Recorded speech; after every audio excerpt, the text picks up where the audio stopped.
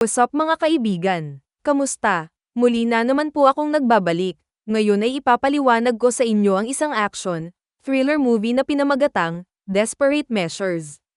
Ang pelikula ay nagbubukas sa dalawang lalaki na bumisita sa San Francisco FBI office ng gabing-gabi. Agad silang pinahinto ng isang security guard at hiningian sila ng ID. Ang isa sa kanila ay nagpapakita ng kanyang badge, na nagpapakita na ang mga lalaking ito ay mga lokal na opisyal ng pulisya, sina Frank Connor at Matthew James. Kaya naman pinahihintulutan silang makapasok ngunit mukhang hindi bumibisita ang dalawa sa opisyal na tungkulin. Sa halip, pumasok sila sa isang silid na nakalaan lamang para sa mga awtorisadong tauhan. Pagkatapos ay mabilis na inayos ni Matthew ang kanyang laptop at nagsimulang mag-hack sa system ng FBI. Naghahanap sila ng isang taong may partikular na bone marrow sa hindi malamang dahilan. Ang kanilang paghahanap ay naputol ng isang security guard na tila nasa kanyang regular na tungkulin. Ngunit sumilip si Frank sa likod niya at pinusasan siya ng walang dahilan. Matapos ang ilang minutong paghahanap, sa wakas ay nakarating sila sa isang lalaking nagngangalang Peter J. McCabe. Gayunpaman, siya ay lumabas na isang kriminal na may mga kaso ng pagpatay ng tao at pag-atake. Kinabukasan, nakipag-usap si Opisyal Frank tungkol kay Peter sa kapitan ng pulisya. Ibinunyag na ang kriminal ay kasalukuyang nakakulong sa solitary confine dahil sa pagbali ng binti ng isang preso sa Pelican Bay State Prison. Kahit na ang lalaki ay walang formal na edukasyon sa nakaraang grade 9, ang kanyang IQ ay higit sa 150. Bukod dito, siya ay nakatakas ng 2 beses at napatay ang 2 pulis sa proseso. Sa pangalawang pagkakataon, sinunog niya ang mga ito ng buhay at ginamit ang kanilang mga ID para lituhin ang mga pulis. Si Peter McCabe ay hindi lamang isang takas, siya ay isang napakatalino na sociopath na mahilig makipaglaro sa isip ng mga tao. Sa kabila ng lahat ng mga panganib sa seguridad, sumang-ayon ang kapitan na hayaang makipagkita si Frank ng one-on-one sa kriminal. Hindi nagtagal ay pumasok ang opisyal sa isang silid ng interogasyon kung saan nakatali si Peter sa isang upuan. Sa sandaling ito ang dahilan ng kanyang pagbisita ay sa wakas ay nahayag. Lumalabas na ang 8 taong gulang na anak ni Frank ay may leukemia. Kailangan ng bata ang bone marrow transplant kung hindi ay mamamatay siya. Pagkatapos umapela sa mga donor sa TV sa nakalipas na 6 na buwan, nagpasya si Frank na isagawa ang paghahanap sa kanyang sariling mga kamay. Pumasok siya sa opisina ng FBI at tiningnan ang lahat ng database. Ang tanging tao na tumutugma sa mga kinakailangan para sa transplant ay si Peter. Sa kabila ng pag-alam na maaari niyang iligtas ang buhay ng isang bata, ang kriminal ay walang intensyon na tumulong. Ginulo niya si Frank at pinakiusapan siya bago sabihing pag-iisipan niya ito. Sinusubukan ng desperadong ama ang bawat trick sa kanyang playbook para mabago ang isip ng kriminal. Ipinahayag pa niya na ang kanyang anak ang tanging paraan ng pagtubos ni Pedro. Gayunpaman, ang isang kriminal na tulad niya ay hindi naghahanap ng pagtubos. Ang gusto lang niya ay kasiyahan at kalayaan. Si Frank ay umalis sa bilangguan sa desperasyon at pumunta sa ospital upang makilala ang kanyang anak na si Max. Doon, mas marami pang masamang balita ang sinalubong sa kanya habang isiniwalat ng babaeng doktor na may ilang linggo na lang si Max para mabuhay ng walang bone marrow transplant. Hiniling niya kay Frank na ihanda ang kanyang sarili para sa pinakamasama, ngunit tumanggi ang huli na makinig. Lumalabas na hindi alam ni Max na bumalik ang kanyang cancer. Siya ay nasasabik tungkol sa isang bagong aviation book na iniregalo sa kanya ng kanyang ama at walang pag-aalala tungkol sa mundo. Gayunpaman, nang maramdaman ng bata ang pag-aalala ng kanyang ama, nalaman ng bata na may mali at nagtatanong kung siya ay mamamatay. Sinabi sa kanya ni Frank ang tungkol sa muling paglitaw ng kanser ngunit nagsisinungaling na nakakita siya ng isang donor na handang lumahok. Tuwang-tuwa ang bata ngunit nagpapasa rin ng taus-pusong mensahe sa kanyang ama. Kahit na hindi gumana ang operasyon, alam ni Max na ginawa ng kanyang ama ang lahat ng kanyang makakaya upang tumulong. Noon lang, nakatanggap si Frank ng tawag mula sa bilangguan. Sa wakas ay pumayag na si Peter sa transplant ngunit nais niyang makilala si Max bago niya ito kumpirmahin. Medyo may pag-aalinlangan ang opisyal ngunit ipinangako niyang dadalhin ang bata kinabukasan. Sa sumunod na eksena, magkasama sina Peter at Max sa isang interrogation room. Hiniling ng kriminal sa bata na tawagin siyang Uncle Pete at kausapin siya sandali. Walang mali siya sa usapan at ipinangako pa ni Peter na siya ang magiging donor ng bata. Ngunit nang tumakbo si Max sa kanyang ama sa pananabik, ang kriminal ay dumating sa isang grupo ng mga kahilingan. Gusto niyang makaalis sa solitary confinement at makahalubilo sa ibang mga preso. Nais din niyang ibalik ang kanyang mga pribilehiyo sa paninigarilyo, at dapat siyang pahintulutan na gamitin ang computer sa library ng bilangguan. Ang warden ay hindi sapat na kooperatiba upang ibigay ang mga naturang kahilingan sa una. Ngunit pagkatapos na humila si Frank ng ilang mga string, sa kalaunan ay sumang-ayon siya. Di nagtagal, binigyan si Peter ng sigarilyo na nagudyok sa kanya na lagdaan ang form ng pahintulot. Pagkatapos ay iniwan siya ng mga pulis, at sinimulan ni Peter ang unang hakbang sa kanyang master escape plan. Itinali niya ang sintas ng sapatos sa hinlalaki at natanggal ito. Samantala, nag-aalala si Max na makakatanggap siya ng bone marrow mula sa isang kriminal na tulad ni Peter. Ngunit iginiit ng kanyang ama na ang pagtanggap ng dugo mula sa isang matanda ay hindi magpapatanda sa iyo. Gayun din, ang mga kasalanan ni Pedro ay walang kinalaman sa kanyang katawan. Sa bilangguan, ipinagpatuloy ng psychotic na kriminal ang paghahanda at lumalapit sa isang lihim na supplier ng droga. Ang lalaki ay ayaw makipagnegosyo sa kanya ngunit pinagbantaan siya ni Peter na obligado. Gusto niya ng ampule ng isang bagay na tinatawag na Narcan na ginagamit upang gamutin ang mga taong nasobrahan sa dosis. Nagtanong ang supplier kung para saan ang gusto niyang gamitin na gamot, kung saan sinabi ni Peter na malalaman ng lahat sa oras. Nang maglaon, habang ginagawa ng supplier ang pagkuha ng gamot, pumunta si Peter sa library. Ginagamit niya ang computer para pag-aralan ang mapa ng ospital kung saan dapat gawin ang transplant. Nais ng matalinong kriminal na intricately planuhin ang ruta ng pagtakas palabas ng ospital. Nang tingnan ng mga gwardya kung ano ang kanyang ginagawa, nagkukunwari siyang naglalaro ng chess. Dahil napakagaling niya rito, hindi sila nag-iinit. Samantala, inihahanda ng puwersa ng pulisya ang ospital para sa pagdating ni Peter at tinitiyak ang kumpletong kaligtasan. Mayroong ilang mga helicopter na lumilipad sa itaas at isang hukbo ang mag-e-escort sa kanya papunta at pabalik mula sa ospital. Isang gabi bago ang malaking araw, binibigyan ng supplier si Peter ng kanyang pang-araw-araw na dosis ng gamot. Ngunit inabutan niya ito ng 2 tasa, ang isa ay naglalaman ng Narcan na hiniling niya. Minsang nag-iisa sa kanyang selda, itinali ni Peter ang ampule sa isang sinulid at ang kabilang dulo sa kanyang mga ngipin. Pagkatapos ay nilulunok niya ang ampule para bunutin ito kapag kailangan niya. Dumating sa wakas ang araw ng transplant at dinala si Peter sa ospital ng isang malaking security convoy. Siya ay dinadala sa sa mga paghihigpit, ngunit kailangan itong alisin nung siya ay nakatabi sa kama. Ang mga gwardya ay hindi nag-aaksaya ng oras bago atali muli ang kanyang mga kamay, hindi alam ang kanyang na-dislocate na hinlalaki. Sa sandaling pinatahimik siya ng doktor upang simulan ang transplant, iniinom ni Peter ang nilalaman ng ampule. Pinipigilan nito na hindi siya mawalan ng malay kahit na pagkatapos ng anesthetics, na nag-iiwan sa mga doktor ng pagkataranta. Sa oras na maabutan nila ang kanyang plano, natanggal na niya ang kanyang mga kamay sa pagkakagapos salamat sa kanyang naputol na hinlalaki. Pagkatapos ay gumamit siya ng gas pipe na nasa loob ng surgery room para atakihin ang mga doktor at gwardya bago tumakbo para dito. Si Frank, na kanina pa nakamasid sa kaguluhan mula sa itaas na palapag, ay tumakbo para tulungan sila. Tinulungan niya ang mga ito bago ibinaling ang atensyon sa takas.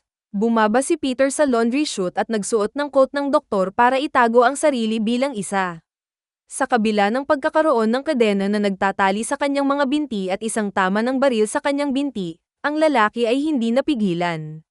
Pumunta siya sa isang silid at binyantaan ng isang lab technician na putulin ang mga tanikala gamit ang mga laser gun ng ospital. Pagkatapos nito, tumakbo siya sa emergency room upang kumuha ng shot ng morphine para sa sakit, ngunit nahuli siya ni Frank sa akto. Sa matinding sandaling ito, si Peter ay may hawak na scalpel sa lalamunan ni Samantha, ang doktor na namamahala sa transplant. Pagkatapos ay hinihiling niya na isuko ni Frank ang paghabol ngayon. Tumanggi ang tiktik at sinubok ang barilin, ngunit ibinunyag ni Samantha na kung mamatay si Peter, mawawalan ng silbi ang bone marrow. Nangangahulugan ito na hindi kailanman makukuha ni Max ang transplant. Habang pinag-iisipan ni Frank kung ano ang gagawin, isang pulis na nagngangalang Wilson ang lumitaw mula sa likod ng kurtina. Itinutok niya ang kanyang baril kay Peter, hinihiling sa kanya na palayain ang doktor. Sa isang sandali ng pagkagulat, ibinigay ni Frank ang kanyang baril kay Peter upang may pagtanggol niya ang kanyang sarili. Tinitiyak ng kilos na ito ang kanyang pag-alis mula sa puwersa ng pulisya, ngunit ang tanging inaalala niya ay ang pagliligtas sa kanyang anak. Di nagtagal, ang lugar ay sumabog sa isang shootout na nagtatapos sa pagpatay ni Peter sa isa pang pulis at pananakit kay Wilson ng husto bago tumakas. Nang dumating ang kapitan kasama ang kanyang koponan, kinagalitan niya si Frank dahil hinayaan niyang mapatay ang mga tao para sa buhay ng kanyang anak. Pagkatapos ay inaresto si Frank dahil sa kanyang maling pag-uugali at ipapadala sa istasyon ng pulisya.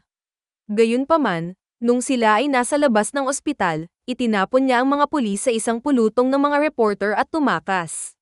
Bumalik sa loob, may dumudugo kay Max mula sa kanyang ilong, at inaalagaan siya ni Dr. Samantha. Kasama rin ng dalawa si Officer Matthew ngunit hindi nagtagal ay inatake siya at pinatumba ni Peter. Pagkatapos ay binyantaan ng kriminal si Samantha na ibunyag kung saan nakalagay ang cyclopropane sa ospital. Nangako rin siya kay Max na ibabalik niya ito sa sandaling matulungan siya nitong mahanap ang gusto niya. Samantala, dumating si Frank sa ospital at dumiretso sa kanyang anak upang tingnan kung ayos lang siya. Tinulungan din niya si Matthew at nalaman niyang propane ang tinutukoy ng takas. Nagbibigay ito sa kanya ng ideya kung saan maaaring pumunta si Peter. Pagkatapos ay inutusan ni Frank si Matthew na alagaan ang bata bago lumabas. Sa ibang lugar, pinapasok ni Peter si Samantha ng 2 tangke ng propane sa isang bag at nagtanong ng mga direksyon patungo sa electrical room. Siya ay nagbabalak na pasabugin ang lugar bilang isang distraction upang makatakas ng hindi mahuli.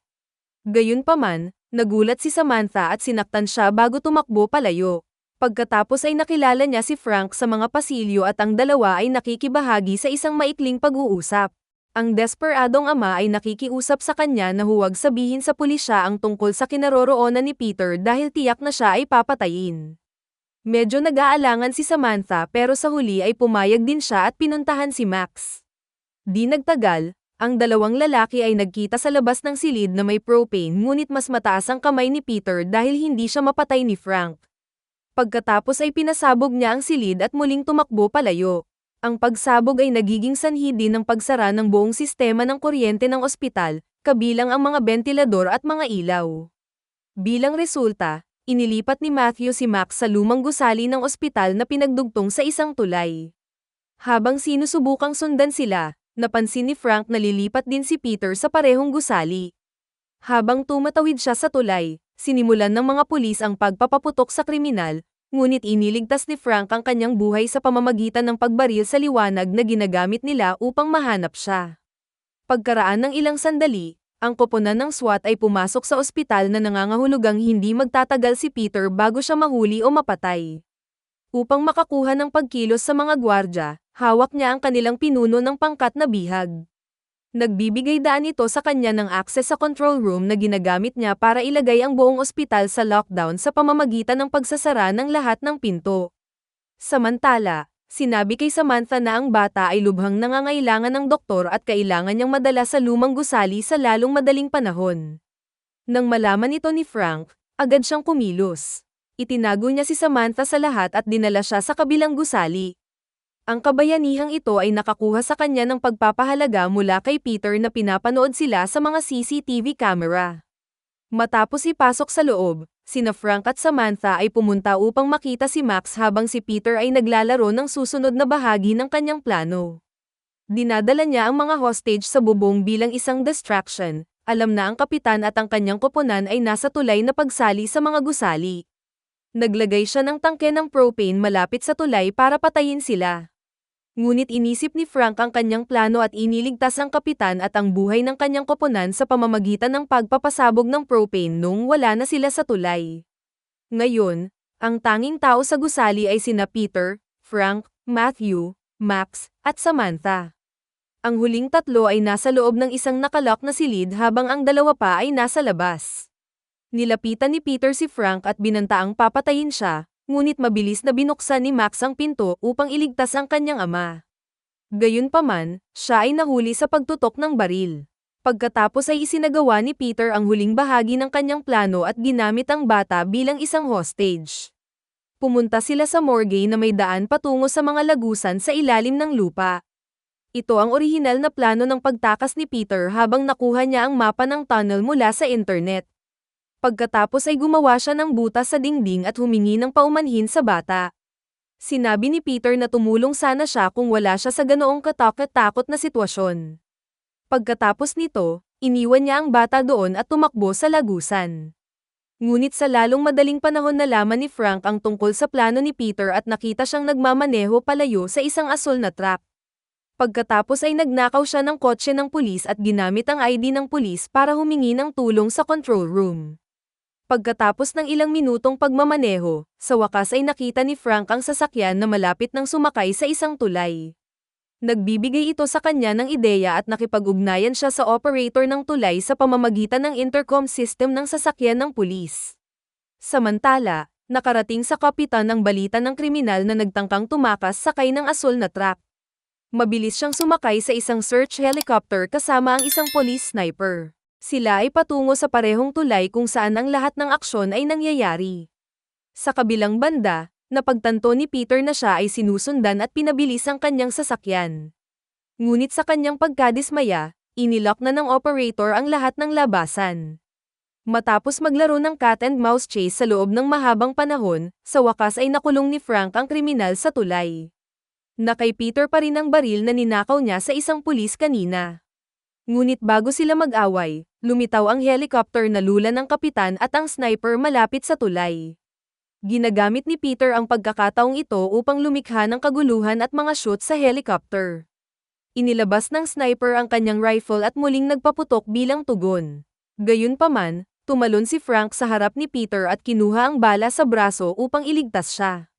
Nagbibigay ito ng perpektong pagkakataon sa kriminal na tumakas at sinubukan niyang tumalon sa tulay.